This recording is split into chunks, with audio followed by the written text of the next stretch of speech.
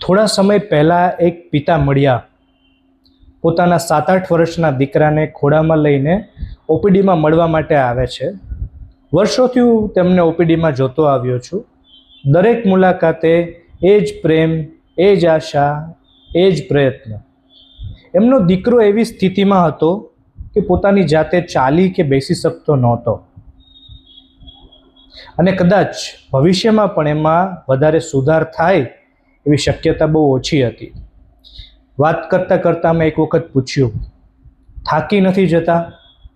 એ હસ્યા અને બોલે છે, ડૉક્ટર સાહેબ, પોતાના બાળકને ઉચકવામાં કોઈ પિતા ક્યારેય થાકતો નથી.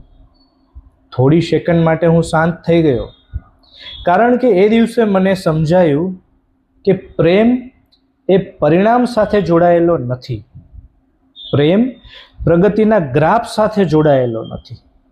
પ્રેમ એટલે આજે પણ એ જ પ્રયત્ન કરવો, આજે પણ એ જ રીતે ટેકો આપવો અને આજે પણ એ જ આશા રાખવી. ફાધર્સ જનરલી ઓપીડીમાં બહુ ઓછું બોલે, પણ જ્યારે બોલે ત્યારે જીવનનો સૌથી અગત્યનો પાઠ શીખવી જતા હોય છે.